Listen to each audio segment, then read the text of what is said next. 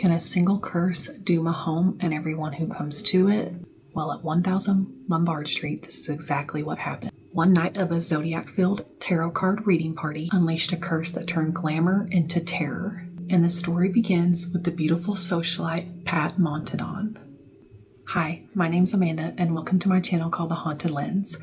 I like to share stories the way that I see them through my lens, but I would also like to hear the way that you see them through yours. So let's dive into this together. Depending on where you read it, Pat was born in Oklahoma or Texas. From the very beginning, she had this spark. You could tell she was destined to do something big.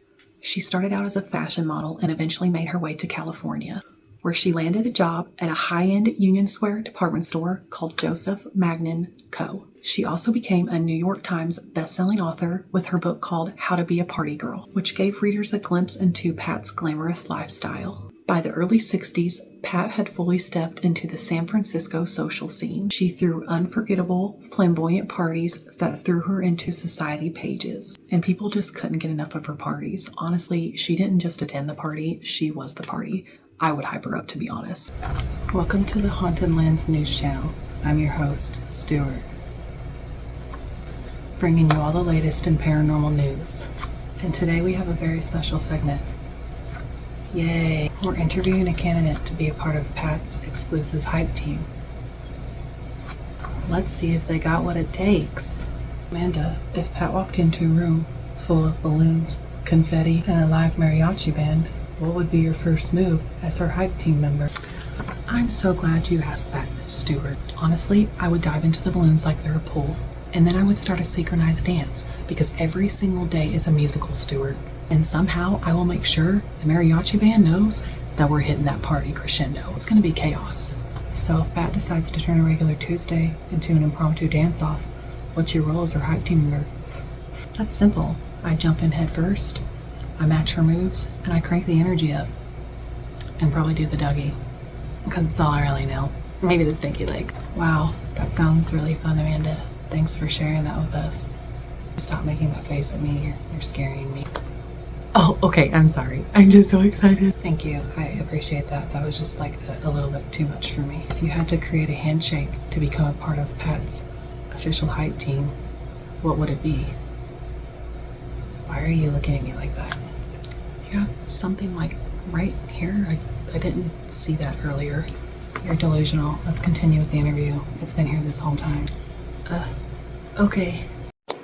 Amanda, if you had to create a secret handshake to become a part of Pat's official hype team, what would it involve? Oh, it'd start with a jazz hands explosion. Are not spirit fingers. These are spirit fingers. Followed by a dramatic spin, a little boop. What? And ending in a synchronized fist bump while shouting her name. I love you, Pat. Well, Amanda, thank you so much for your time today. It was a pleasure to have you here. I've never seen anyone be this excited to be on Pat's hype team. Thanks. This was a very interesting interview. You have a very bubbly personality. You have something, again, I just can't, it's just, stop. You have a good day. Okay, bye. Pat also hosted a TV show called Pat's Prize Movies, and sometimes her dog appeared on there with her, and his name was Dog. It was just her little sidekick adding on the cuteness. I'm not gonna lie, before I started this channel, I was gonna revolve my whole channel around telling stories with my dog Bandit, but I couldn't get him to sit still. He was like Will Ferrell in that movie. I don't know what to do with my hands. I don't really know what I'm doing with my hands either. I mean, my first video that I made, I dropped my phone and you couldn't even hear me, but it's fine, guys. We're just winging it. But Pat's little sidekick, adorable. Me with Bandit, it would be total chaos. So back to Pat. She threw an astrology party. This was really big during that time. And she took each group of people that came to the party, and based off their zodiac signs, she placed them in the groups. She even hired a astrologer and a tarot card reader to come to the party. But things just took a turn for the worst when the tarot card reader got upset because Pat didn't bring him his drink fast enough. I guess he was just living his princess life. Can you just imagine, you're at a party, there's tons of people there, you're the host, so I'm sure people stopped her along the way wanting to talk to her, but because she didn't get his drink to him on time, he was upset. How do you guys think that you would handle that? Listen to this next part of it and you'll have to let me know what you think in the comments because it's crazy. According to Pat, the tarot card reader was quivering with rage. He was telling her how disrespectful she wasn't a good hostess, and calling her insufferable and ungracious. Before leaving, he said, "I lay a curse upon you in this house. I do not forgive and I do not forget." Even after Pat moved out, the tarot card reader was not done letting her know about this curse. He even called her home to remind her of it. And if that wasn't enough, her friends started getting strange phone calls too, of people saying degrading things about Pat, things that she just couldn't ignore. Now, Pat had always been a skeptic about ghosts until she moved into 1000 Lombard Street. The apartment had a mind of its own. Doors and windows would open and close by themselves. And every night at exactly 2 a.m., the song Mockingbird Hill would play on loop. Now listen till the end because there's another crazy part that goes along with this song. Now, Pat tried to carry on as normal. She started throwing her parties again, but chaos just seemed to follow.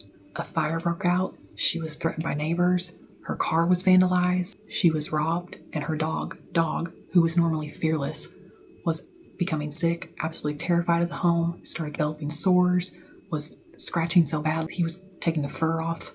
Pat finally moved out in May 1969, leaving the apartment behind. But tragedy followed. She lost 3 important people in her life: her cousin Carolyn, her assistant Vera, and her secretary and best friend Mary Lou Ward.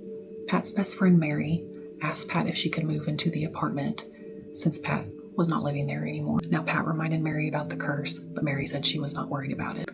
And that's when the worst happened. Pat received a phone call from the San Francisco Police Department, and they were asking her if she lived at 1000 Lombard Street and if she knew who the body was and that a fire had happened.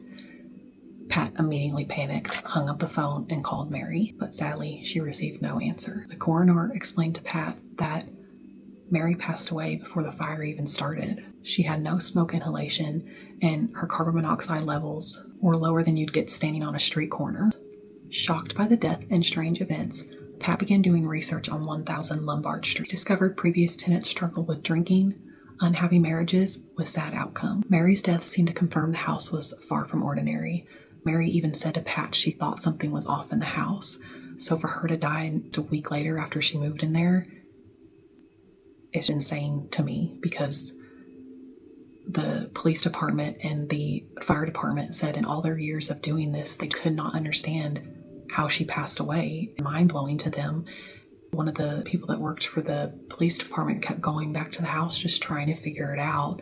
They thought that maybe the fire happened from cigarette smoke, but Mary didn't smoke. She had nothing in her system besides a glass of wine.